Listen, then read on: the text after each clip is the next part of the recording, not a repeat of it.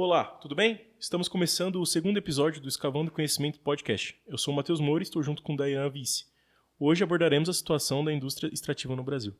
Hoje estamos na presença do professor Luiz Carlos Rusilo, graduado, mestrado e doutorado em Engenharia de Minas pela Poli-USP, graduado em Direito na São Francisco USP e especialista em Direito Ambiental pela PUC.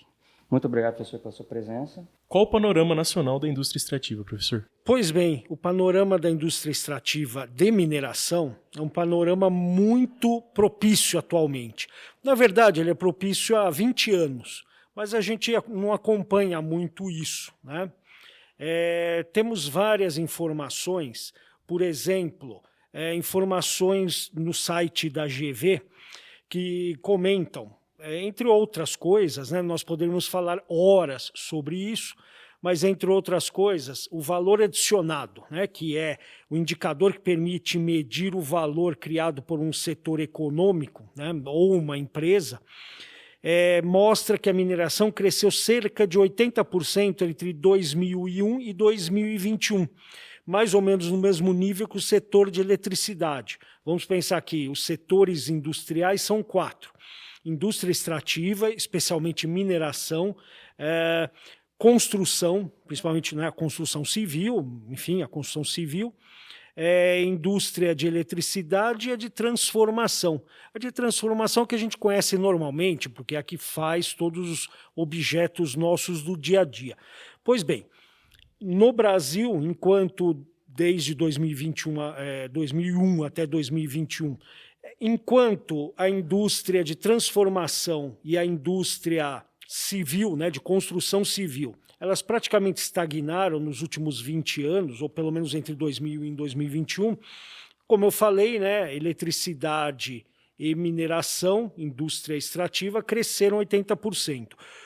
Continuando o aumento de produtividade, se a gente ver esse fator, né, que é o aumento de produtividade, que refere-se ao aumento da competitividade das empresas ou dos setores de um país, se a gente olhar também o setor de construção e o setor de transformação, infelizmente, permaneceram estagnados, né, nesse período de 2001 até 2021. Por outro lado, o setor mineral cresceu 57%, eletricidade, né, o setor de energia, cresceu 76%. Então a energia está melhor. Não, porque produtividade, que é um outro indicador de eficiência com que a economia transforma insumos, matérias-primas, fatores de produção, enfim, elementos, né, de construção dos produtos e serviços finais, enquanto setor de construção, setor de transformação também, infelizmente, continuaram estagnados nesses 20 anos, o setor de eletricidade cresceu 42% e o setor mineral cresceu 317%, ou seja, a produtividade dele triplicou, que é, né, como eu disse, também um indicador de eficiência. Pois bem, a gente fala, bom, então o setor de mineração, ele cresceu tudo mais, mas, tá bom, ele cresceu, mas, por exemplo, serviços cresceu infinitamente mais, realmente serviços cresceu muito nos últimos 20 anos, e o agro cresceu infinitamente mais. Afinal de contas, a gente sabe que o agro é pop, agro é tech e tudo mais, porém, observando o crescimento, a fatia, né, de crescimento, de participação no PIB do agro, ok, ele cresceu uma taxa de mais ou menos 1,2% ao ano desde 1996 até 2023, ou seja, durante 27 anos, um tempo bastante longo, ele tem crescido constantemente, claro, tem altos e baixos, mas constantemente nessa taxa de 1,2% ao ano. Ok, então o agro cresce muito, a gente sabe, e que bom, né? Que bom que cresce. Porém, a indústria extrativa cresce no mesmo ritmo. Os dois crescem a uma taxa aproximada, com erro mínimo e com uma correlação elevada entre os dois crescimentos de 1,2%. Então, a parcela do PIB da agropecuária cresceu, da mineração cresceu por igual, na mesma velocidade. E, infelizmente, a indústria como um todo decaiu, né, perdeu a parcela de participação, apesar da indústria extrativa ter crescido, a indústria como um todo, como a gente já, né, verificou anteriormente, falamos, né, por conta da queda de produtividade, da estagnação, né, de vários indicadores econômicos, o que acontece? A indústria retraiu uma taxa de mais ou menos 0,9% ao ano, quase 1% ao ano de queda constante. Aí é quase linear essa queda nos últimos 27 anos. É a desindustrialização do país. Por outro lado, o agro cresceu, serviços cresceu também, né, o setor de serviços, e o setor da indústria extrativa cresceu igual ao agronegócio. Pois bem, todo mundo nesse momento teria uma dúvida. Falava, o agronegócio é gigantesco, né? Faz propaganda na televisão, tudo mais, mas mineração nunca faz. Então, possivelmente, mineração é algo pequenininho, se for comparado com o tamanho do agronegócio. Então, o agronegócio, por exemplo, cresceu 20%, então, mas 20% de algo grande é muita coisa. Talvez, né, a indústria extrativa seja muito pequena, cresceu 20% também, mas 20% de nada é nada. Não. Se a gente olhar os valores absolutos das duas indústrias, a gente percebe também nesse período, né, de 1996 até 2023, que elas têm tamanhos equivalentes. O agronegócio é maior, sim, do que o setor industrial, mas 50% maior, talvez até menos que isso, dependendo do ano, do período. Então, as duas indústrias têm tamanhos equivalentes. Não dá para dizer que uma é muito menor que a outra. Para a gente entender que o setor de mineração é quase tão importante quanto o agronegócio no Brasil, mas com certeza ninguém sabe disso. Não existe essa informação quase que disponível na internet, se a gente procurar. Mas está lá, né? A gente precisaria garimpar, né? A gente precisa batear essa informação para descobrir, né? Cruzar dados de 3, 4, 5 lugares diversos para a gente perceber que é isso. Pois bem, a gente também pode dizer que, do ponto de vista local, em Poços de Caldas, né? Nós estamos falando a partir de Poços de Caldas, né? Agora nós estamos vivenciando aí a descoberta, ou pelo menos o início da exploração, né? Já tinha sido descoberto há pouco tempo, não muito, mas vão iniciar as operações de explotação, né? De exploração de fato das terras raras, das argilas iônicas aqui em Poços de Caldas. Pelo menos 2 empresas vão iniciar as operações próximo 1 ano, meses, a gente já pode contar, né? Que é a Meteoric Research e a Viridis.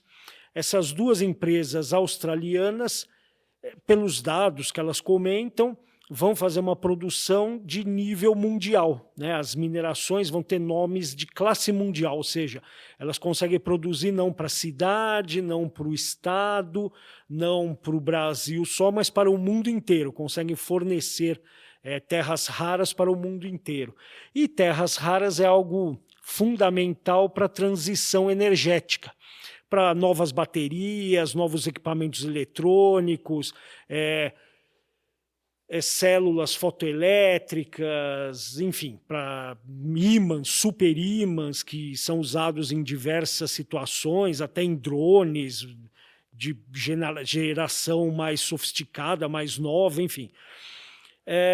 Essas operações vão começar em Poços de Caldas e vão impactar de uma forma enorme a cidade e a região. Vão aumentar as operações minerais, né, na região em torno de 10 a 15 vezes, pelo menos. Claro que depende da quantidade de operação de cada uma das empresas, se vão vir outras empresas, aparentemente vão vir outras sim. E aí algo de aumentar 10 a 15 vezes ou até mais, né, as operações de mineração na cidade, na região, né, na região ao entorno de Poços de Caldas, né, no sul de Minas, que é algo importantíssimo. Vai colocar, né, o sul de Minas, Poços de Caldas, né, no mapa dessa questão da transição energética. Se não é para a indústria de transformação, que deveria ser, né, de produção dos elementos finais, né, de transformação das terras raras, pelo menos para prover, né, o Brasil e o mundo com esses materiais importantes. Outra coisa importante também é o Ministério de Minas e Energias, em 2019, né, já faz algum tempo, mas fez várias previsões para esta década, né, essa década de 20 do século 21. Claro que as previsões econômicas nunca vão abarcar 20, 30 anos no mundo atual, muito dinâmico, e mesmo no Brasil, né, que tem não só dinamismo, mas também muitas conturbações econômicas. Então, uma previsão para os 10 anos é suficiente.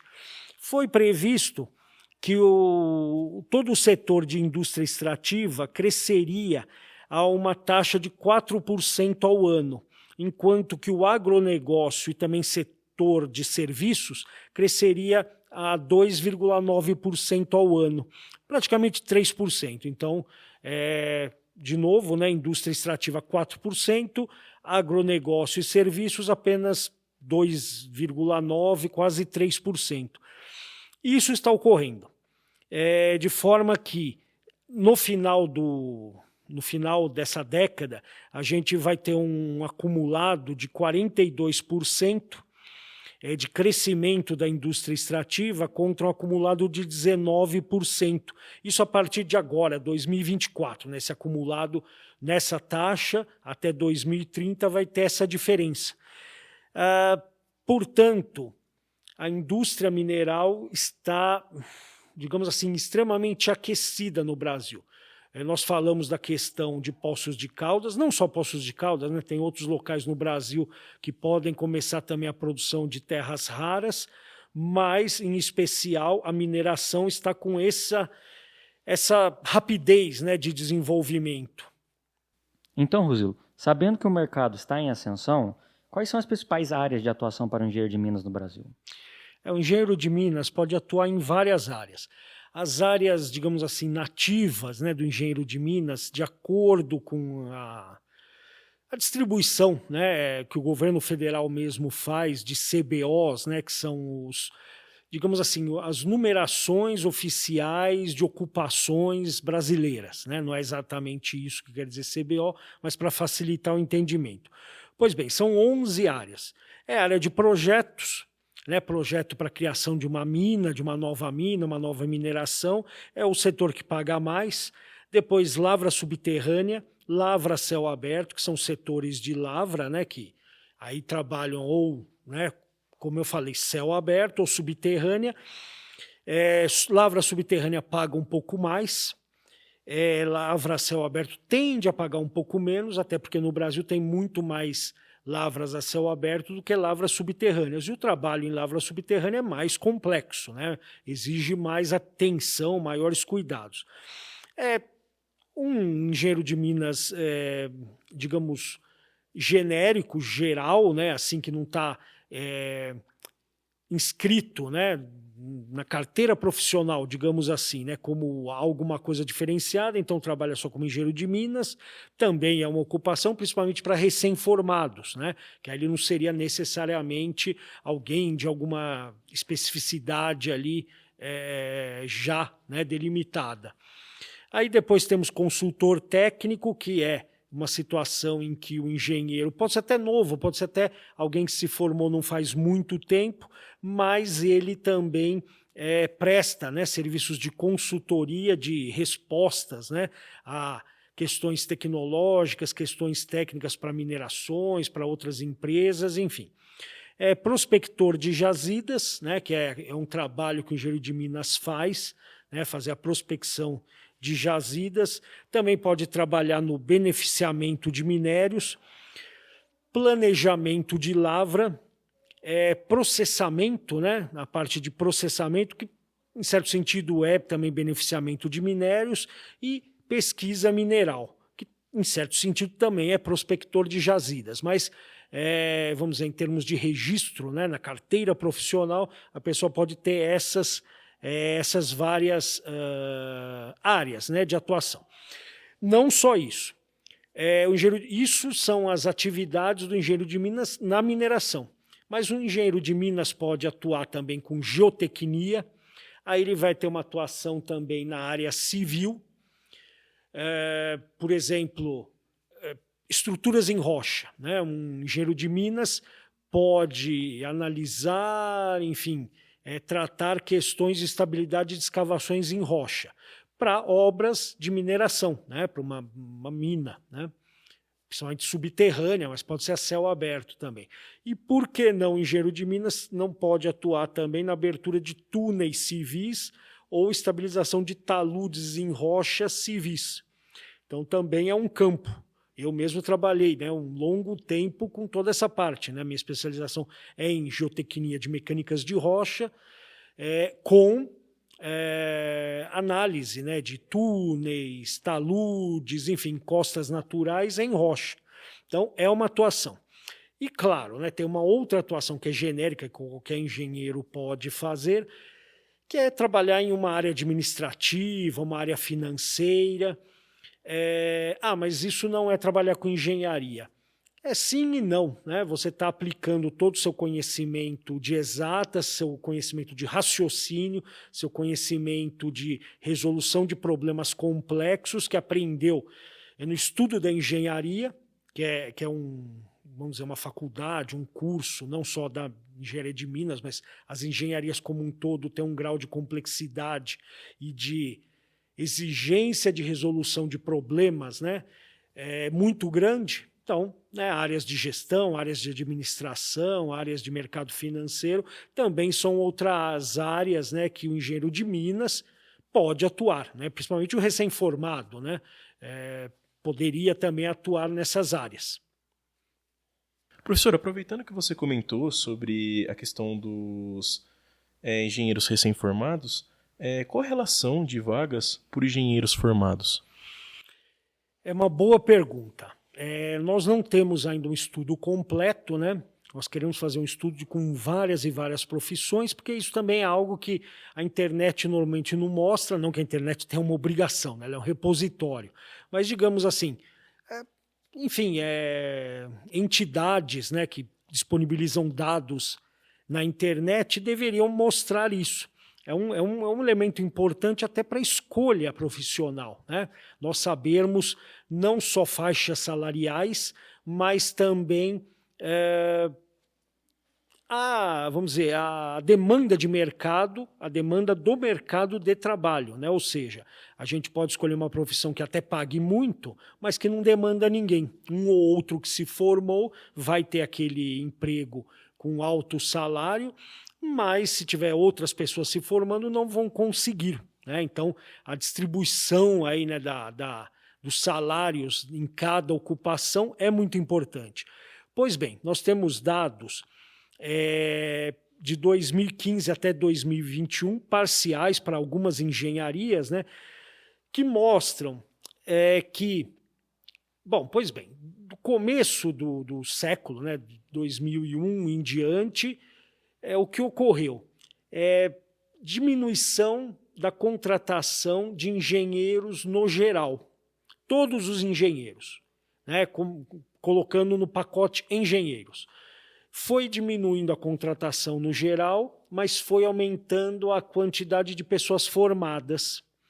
Isso resultou que até em 2015, algumas engenharias, elas estão basicamente formando um aluno para cada profissional que já está trabalhando. Se tiver 10 mil profissionais, formam-se 10 mil ao ano. Mais ou menos essa faixa, né? Alguma coisa entre 0,8 e 1,2. Então, às vezes forma um pouco mais até do que quem está já trabalhando, às vezes um pouco menos. No caso, a engenharia de minas, em 2015, tinha mais ou menos 9 pessoas trabalhando como engenheiros de mina, em qualquer uma das subocupações, né, que eu já havia dito ali, pesquisa, planejamento, lavra a céu aberto, subterrâneo, etc. E um se formando. Então, um se formava para 9 que já estavam trabalhando. Em 2021, isso passou para mais ou menos 13. O número exato é 12,8, ou seja, tinha 12,8 engenheiros de minas trabalhando para cada um que se formava. Não dá para a gente saber se é um número ideal, né? 12 ou 13 pessoas trabalhando para cada um que se forma. Se isso repõe ou não repõe, depende, claro, do crescimento do mercado, da demanda do mercado naquele momento, depende do crescimento para os anos seguintes, enfim. Por outro lado, se a gente ver outras engenharias, elas estão com uma demanda bem pior, né? Bem pior, muito pior, né? De 1 para 1 praticamente. Mas, bom, enfim, esse dado é importante porque nós não temos um dado geral de várias profissões, né? Como eu disse, não se encontra isso, né? A gente consegue calcular, mas ninguém calcula ou ninguém disponibiliza. Profissão por profissão, né? Ocupação por ocupação. Não precisaria ser todas as subocupações, por exemplo, da engenharia de minas, de medicina, de direito, por exemplo. Também sou formado em direito, sou advogado, então, por exemplo, tem as subocupações, né, de direito. Mas, assim, poderia ser divulgado o pacote inteiro. Quem é de direito, quem é de engenharia de um tipo, de outro. Ninguém faz isso. Por que eu estou dizendo isso? Porque esse dado é importante e não temos ideia de como estão as demais ocupações. Por outro lado, percebe-se claramente que a engenharia de minas tem escassez de recém-formados no mercado. Isso é muito claro, é muito patente. Tanto é que os salários da engenharia de minas são os maiores salários praticados não só dos cursos de exatas, não só dos cursos de engenharia, mas dos cursos do Brasil inteiro. Num levantamento, aí sim que foi possível ser feito, de 50 a 60 profissões mais bem pagas, as primeiras sempre são de gestores, né? Gerentes, vice-presidentes, diretores, enfim, de uma coisa ou de outra, altas médias, altas medianas, né, de pagamento, de valores de salário. Lembrando, média de salário é importante, mas se poucos ganham muito, como jogador de futebol, se poucos ganharem um valor muito alto, e a maioria ganhar pouco, a média do salário pode ser elevada, porque alguns estão, né, levantando aquele salário demais. Por outro lado, a mediana de salário é mais justa, porque mostra ali, dá uma ideia de qual que é o salário que a maioria das pessoas ganham.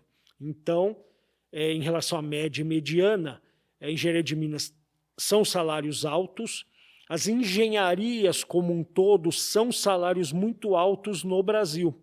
Aí depois mesclam-se vários outros salários, de humanas, de biomédicas principalmente, humanas, direito, medicina, odontologia, enfim, vão se mesclando, mas as primeiras profissões ali que pagam mais no Brasil são as engenharias ainda.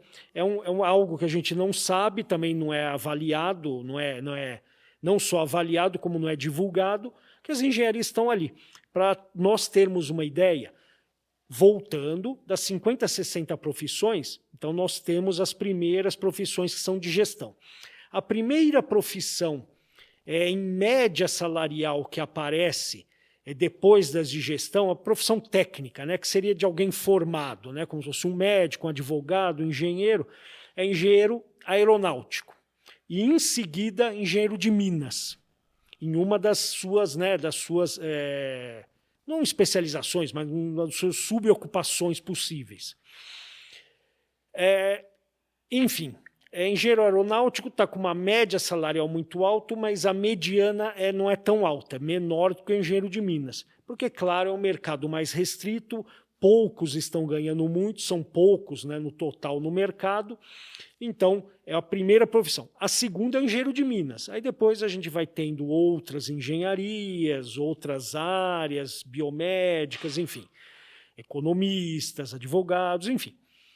E se a gente olha pela mediana, aí a primeira profissão que aparece, né, depois das várias profissões, aí aumentam as profissões de gestão, porque elas têm valores altos ali. A primeira profissão que aparece é a de engenheiro de minas. Aí passa algumas, depois mais duas subocupações de engenheiro de minas. Então, engenheiro de minas vamos pensar assim, a profissão técnica, né, no sentido de um curso superior, porque gerente, gestor, administrador, pode ter várias formações, não necessariamente tem que fazer administração de empresas para ser um gestor, né? Pode ser um engenheiro, uma pessoa ali que tem um curso superior, um médico pode ser um diretor de um hospital, né? Nunca fez administração, nunca fez engenharia. Mas, de novo, a profissão técnica que ganha mais, tem os mais altos salários, abaixo desses gestores, é engenheiro de minas. Se a gente for ver, né, o tamanho de mercado, média, mediana, está ali na frente, que é uma informação que ninguém sabe. Eu não sabia, até começar a analisar os dados, começar a interpretar, começar a verificar. E são dados públicos, né? Isso é tudo público. A gente consegue abaixar os dados e fazer o tratamento ali, estatístico simples, né? Só pôr do maior para o menor, ver o rol, ver ali os dados, não precisa fazer nenhuma estatística sofisticada para ver isso. Então, isso é importante a gente saber, né? E duas variáveis que são importantes para a decisão, né, de escolha profissional.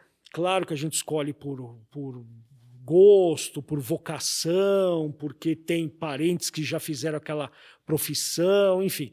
Mas se a gente souber nível salarial e nós soubermos também a demanda de mercado no mercado de trabalho dessa profissão, ou seja, a escassez, né, o quanto é fácil arrumar empregos, né, nessa área, vamos dizer assim, nós poderíamos escolher melhor em um jogo, né, em um grupo ali, um hall de profissões que a gente poderia escolher, por exemplo, de exatas, você poderia escolher fazer engenharia, porque a engenharia dá um retorno muito alto, e a gente fala, é difícil? Não, talvez fazer algum outro curso de exatas tenha o mesmo grau de dificuldade, talvez até mais, e remunere menos. Engenharia de minas é uma profissão muito prática, muito eficiente, de muita procura, muita remuneração, muita escassez, né, de profissionais, e de exatas, né? Então, seria uma opção interessante. Mas por que as pessoas não escolhem, né, as engenharias? Ou mais, por que não escolhem engenharia de minas? Porque simplesmente não conhece o que é engenharia de minas, não conhece o que é o mercado, o setor econômico da mineração, e não sabe, né, o que é a remuneração, a escassez, né, de um engenheiro de minas. Não sabe que fazendo engenharia de minas está, vamos dizer, com um futuro bem garantido, principalmente no Brasil. Zilo, a gente como aluno, a nossa maior expectativa que quando a gente forme é que a gente saia da faculdade já ganhando um salário bom, um salário que supra as nossas necessidades. Qual é a perspectiva salarial de um engenheiro de minas recém-formado e sua expectativa de ascensão durante sua carreira? Pois bem, a gente tem que pensar que tem, né, aquelas várias subdivisões, né, como projeto, lavra subterrânea, céu aberto, beneficiamento de minérios, planejamento de lavra, enfim, consultor técnico, né? Então, cada um tem uma faixa salarial distinta. E claro que varia no tempo, né? Vamos pensar também que como é um mercado... A gente pode usar o termo elite, né? Porque elite seria que é altos salários, não é elite no sentido de uma minoria. Minoria é quando né, uma minoria que é perseguida, né? Engenheiro de minas, nesse sentido, ganha salários maiores do que os outros engenheiros. Então, não dá para dizer que é uma minoria no sentido de opressão. É uma elite, né? Porque ganha mais salários, tem mais ofertas de emprego ali disponíveis, né, para engenheiros e para recém-formados. Como eu disse, pode oscilar, em algum momento pode ter menos empregos, menos oferta de emprego, às vezes mais, mas a gente tem que entender o seguinte, um recém-formado em mineração não pode ter medo de se deslocar pelo país, ou até se deslocar pelo mundo. Afinal de contas, é uma ilusão, né, que às vezes a pessoa tem de se formar, principalmente curso de engenharia de Minas, que vai ter muitos cursos em várias cidades, muitos de interior, né? Poços de Caldas, aqui é interior, né? Está longe de Belo Horizonte, mas também longe da cidade de São Paulo, né? Então é interior mesmo, né? Não existe nenhuma mega cidade próxima a Poços de Caldas. Claro que nesse momento muitos estão conseguindo emprego em Poços de Caldas, muitos estão conseguindo empregos de engenheiro de Minas no sul de Minas. Mas para buscar oportunidades, se você ir para outros locais do país, você vai ter altos salários, maior do que a média. Vamos lá, em termos de médias salariais, o menor salário que foi praticado aqui no primeiro trimestre, agora de 2024, foi R$10.000. Claro, a gente pode pensar, não, mas pode ter alguma empresa, alguma situação que não contrata o engenheiro de Minas como engenheiro de Minas, recém-formado, talvez como um analista, não vai aparecer, né, nessa lista, né, de salários no CBO, no Sistema Oficial do Governo Federal, como sendo engenheiro de Minas e muito menos com salário. Então, é um problema. Por isso que eu disse, não, o recém-formado engenheiro de Minas não pode ter medo de se movimentar, de buscar ser contratado efetivamente como engenheiro de Minas. E se for contratado, novamente, o que foi a média ou a mediana, os valores, aí até máximos e mínimos praticados no começo do ano, no primeiro trimestre de 2024, o valor mínimo é R$10.000. R$10.000 na ocupação que remunera menos, podendo chegar até, por exemplo, em lavra subterrânea, o valor mínimo de remuneração R$14.000. Aí, bom, mas será que eu vou ser contratado como engenheiro de Minas de lavra subterrânea? Não, talvez vai ser contratado como engenheiro de Minas simples, que o mínimo que foi praticado aqui no primeiro trimestre foi R$12.000. Né? Então, entendam que a gente tem que trabalhar com esse jogo, né? Ah, mas eu sou engenheiro de Minas, mas querem me contratar como um analista, como alguma coisa. Pode ser, também você pode pensar, não, sou contratado para pegar um pouco de experiência e sou subempregado, entre aspas, né? Ganhando, sei lá, talvez 5.000, 6.000, não sei, alguma coisa assim, ganha um pouco de experiência e aí vai ser contratado como engenheiro de Minas, porque vai conseguir provar que trabalhou como engenheiro. O mercado é pequeno, né? Não é gigantesco, são milhares de engenheiros de Minas que existem no país, que existem no mundo. Né? É um mercado de elite, né? Nesse sentido, porque ganha muito bem. E são poucos, né? No mundo inteiro. E aí vai conseguir se estabelecer com esse salário, que são salários altíssimos, né? Se a gente for ver mínimos de 10.000, 12.000. Se forem projetos, ok, projetos digamos, o setor, né, de atuação do engenheiro de Minas que paga melhor, mas também o engenheiro de Minas tem que ter mais experiência, porque vai fazer um projeto de uma mineração.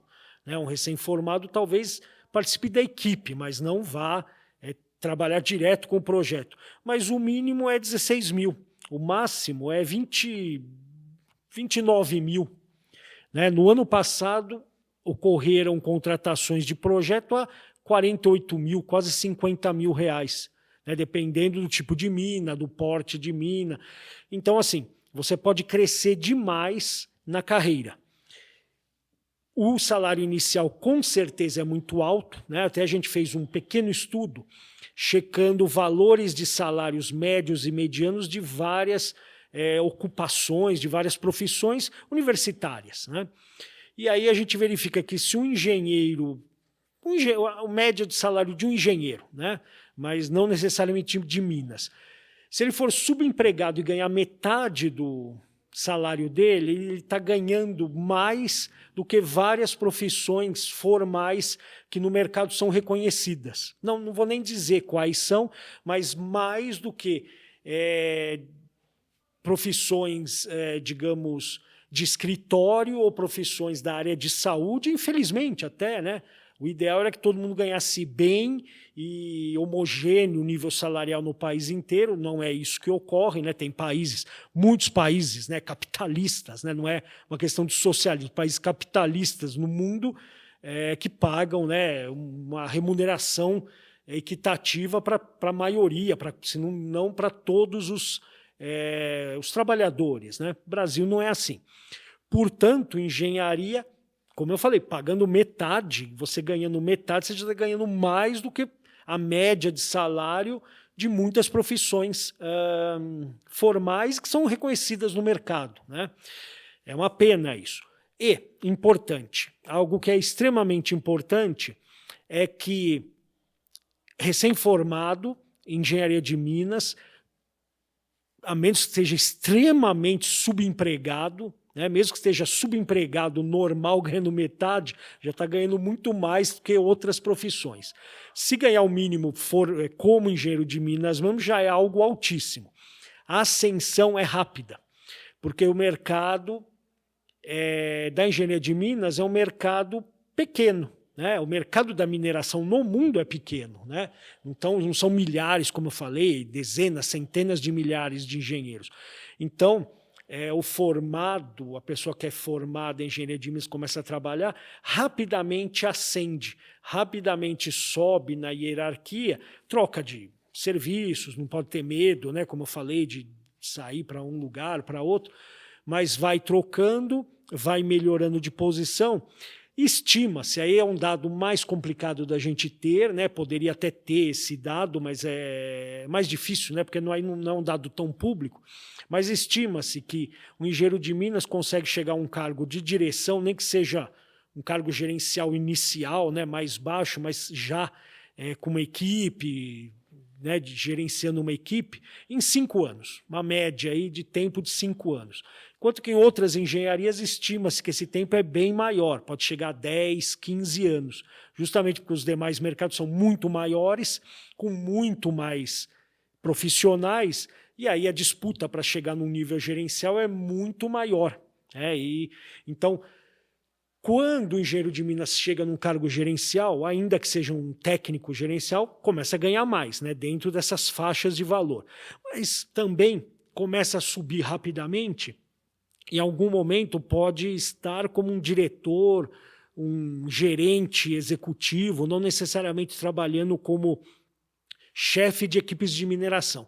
Aí ele passa para outro patamar, deixa de ser o patamar de um engenheiro que ganha bem, por exemplo, até 29 mil, até 40 mil na área de projetos, para ser um diretor, um gestor, um superintendente, alguma coisa assim, que aí salta. Aí o salário de 30 mil para cima, né? Pode chegar qualquer coisa em torno de 40, 50 mil, ou até depois não ser mais registrado. Aí já sai, digamos, do radar, né? do registro em carteira, né? Do sistema CBO. Vira, né? Como se fosse uma pessoa jurídica e recebe pela pessoa jurídica e tudo mais. Engenharia de Minas tem essa diferença. Claro que as outras engenharias também a pessoa pode montar sua própria empresa, mas no setor de mineração, a gente já viu, os salários são altos, as oportunidades são maiores, por isso a velocidade de ascensão até do recém-formado é grande. A gente tem recém-formados, no máximo com 10 anos, que vários já estão num cargo de direção, já deixaram de ser engenheiros de Minas porque já estão num cargo mais alto e ganhando muito mais, né? É isso que ocorreu. Professor, as nossas perguntas anteriores foram muito relacionadas à engenharia de Minas no Brasil. Como o senhor analisa a demanda internacional por engenheiros de Minas? E quais requisitos, na sua visão, podem auxiliar alguém que pretende fazer carreira em outro país?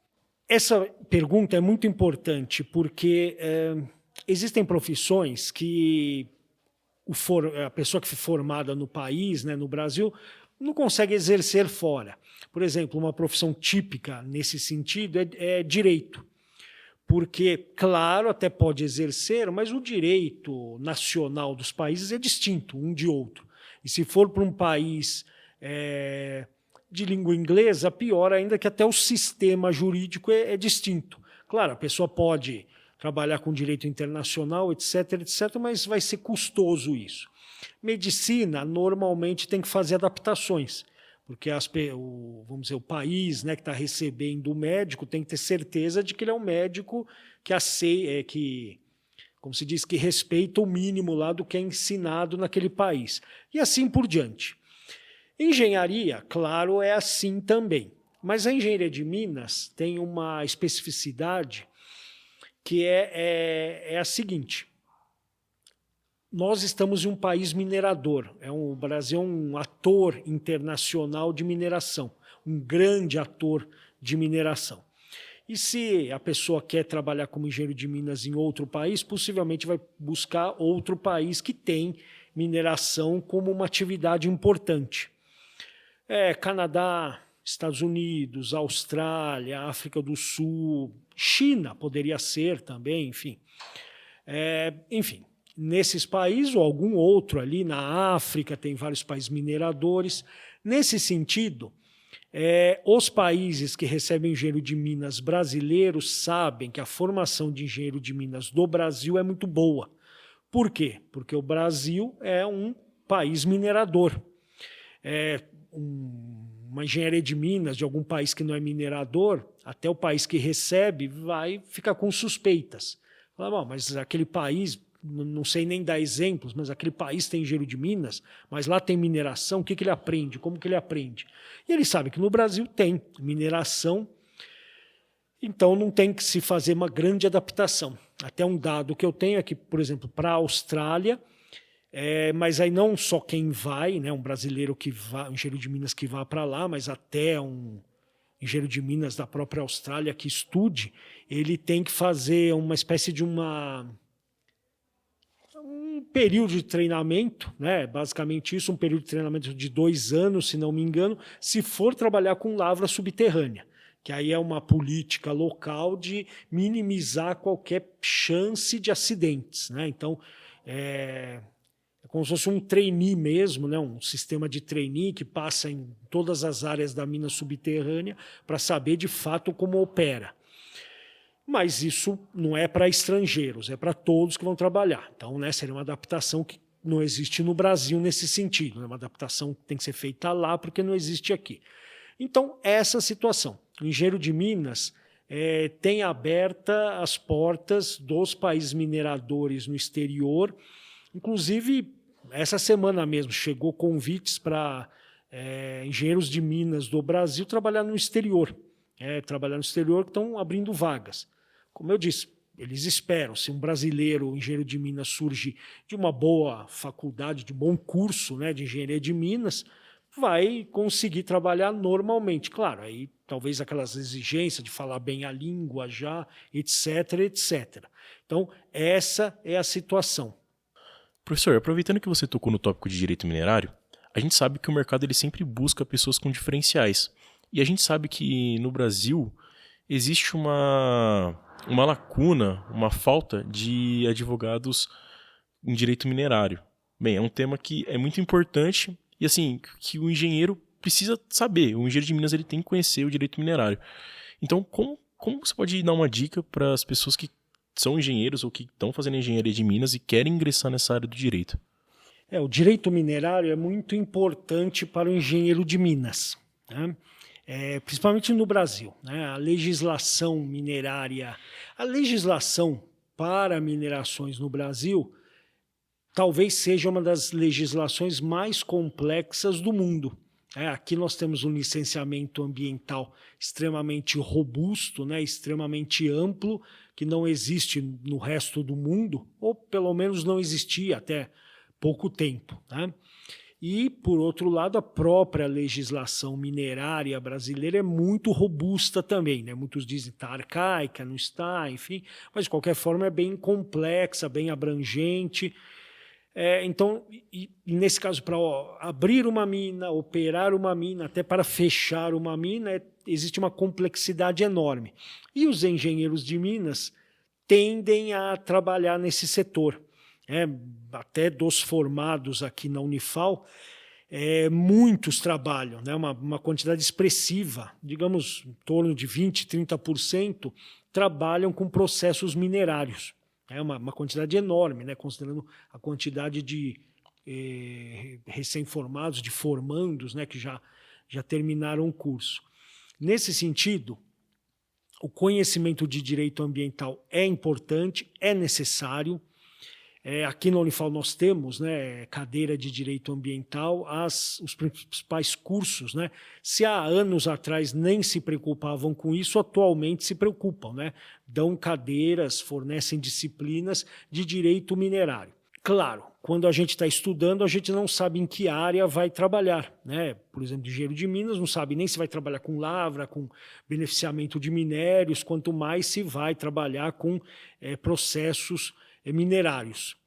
Mas, claro, além de fazer a cadeira, importante buscar esse conhecimento e talvez até buscar cursos, né, próprios, especializados.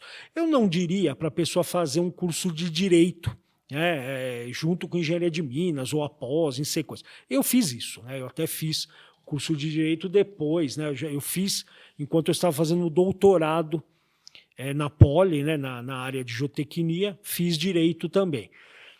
Mas tentar fazer vários cursos, tentar fazer vários aperfeiçoamentos na área. Por quê? Engenharia é um modo de raciocínio exato, digamos assim, determinístico na maior parte das vezes, não é muito probabilístico, mas a gente aprende, né, muito viés determinístico da engenharia das exatas.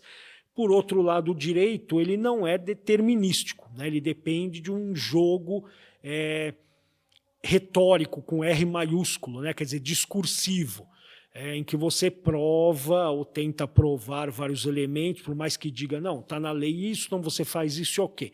Mas não, você tem que fazer digamos, um jogo, né, de movimentos para que o direito da empresa, para que o seu direito seja assegurado, seja efetivado e assim por diante. Então, são modos de raciocínio distintos.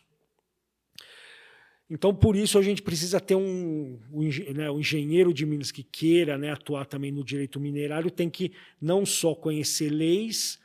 Outra coisa também, às vezes acha que é só decorar leis. É difícil o direito porque eu tenho que decorar leis. Não, não é decorar. É decorar não. É aprender o sistema de raciocínio jurídico, o raciocínio de sistemas, por exemplo, o direito minerário tem um sistema de raciocínio, direito ambiental tem um sistema parecido, porque é jurídico, mas já é um pouco diferente, e assim por diante. Então, eu diria que é isso. Não tem assim uma receita de bolo, mas... e outra coisa, né? Normalmente o engenheiro tende a ter uma certa aversão. Direito é da área de humanas, é uma coisa distinta, mas possivelmente quem está ouvindo, né, quem está abordando interessado nesse assunto, imagina o seguinte: sou de exatas, gosto de matemática, gosto de física, gosto de tecnologia, mas pense que engenharia é um sistema, é uma uma sequência de regras para abordar sistemas. Sistema minerário, sistema civil, sistema produtivo, sistema elétrico, sistema mecânico. Direito é um outro sistema. Ele é um sistema também. Então, se abordar como sendo um sistema que tem regras e que você pode operar sobre ele, acaba sendo, entre aspas, um outro sistema exato. Não é exato, como eu disse, é talvez muito mais probabilístico, muito mais retórico, discursivo, R maiúsculo, né, do retórico, mas é um sistema. Então, isso talvez diminua a aflição, né, do engenheiro ao ter que se deparar com leis. Imagine que as leis também são fórmulas, né? São fórmulas de regras que lembram, para mim, minha cabeça de exatas lembra como se fosse algoritmos, né? Como se fosse um software em Python, faça isso, se isso, então aquilo, só que, claro, um algoritmo é escrito num modo que o engenheiro entende mais fácil, tudo mais compacto, os comandos são simples, tem números, enquanto que uma lei, um regulamento, uma legislação, os termos são grandes, mas não deixam de ser uma espécie de um software que você tem que operar, né? E o hardware somos nós, né? Nós que somos o hardware do direito, né? Não existe um computador que opera o direito, né? Nós que efetivamos. Obrigado, professor. Nós agradecemos muito pelas suas respostas e ter vindo participar da entrevista conosco. Pessoal que está escutando a gente no Spotify, no Deezer, no YouTube, dá uma curtida, segue a gente, fica atento às novas postagens. Segue a gente no Instagram, dá um like lá. A gente está sempre postando stories, reels e sempre publicando alguma coisa. Então, sobre os episódios que estão saindo, a gente sempre publica lá. Então, para ficar por dentro, entra lá. Se inscreve no canal no YouTube, segue a gente no Spotify também, que é importante. Agradeço a toda a equipe que participou do projeto, que está participando. Lembrando que esse é um projeto da Universidade Federal de Alfenas.